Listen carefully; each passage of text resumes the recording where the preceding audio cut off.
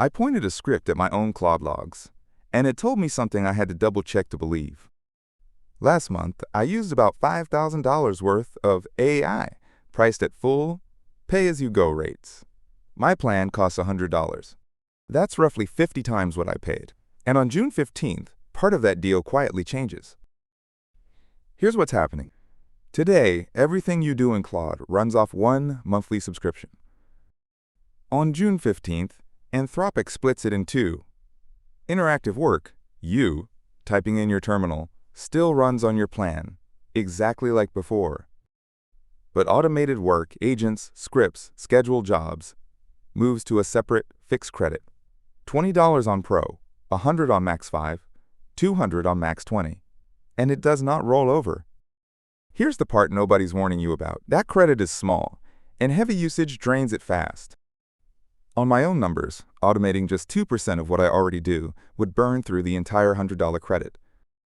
So the real question was never, should I panic? It's, which of my work is automated, and how do I make each call cheaper? So I built a small advisor to answer exactly that.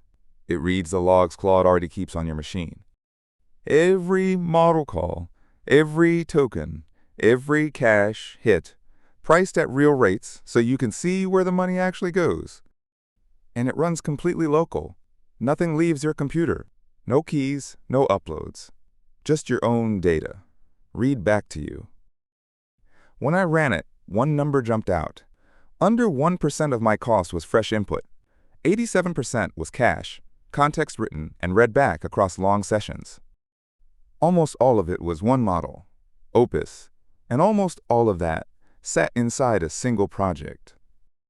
And that tells you exactly where the cheap wins are hiding. 4 levers. 1. Keep caching on. Stable context at the top of every request stays at 1/10 of the price. 2. Route the easy steps off Opus. Sonnet and Haiku cost a fraction and handle search and summaries just fine. 3. Keep what you can interactive. If you're driving it by hand, it stays on your plan, not the credit. 4. For true automation, use a separate capped key and leave overflow billing off so a runaway script gets stopped, not charged. So this isn't a crisis. The subscription is still the best deal in software. June 15th just means knowing which work is automated and caching the rest. If you found this useful, subscribe. I'll keep pulling these breakdowns apart the honest way.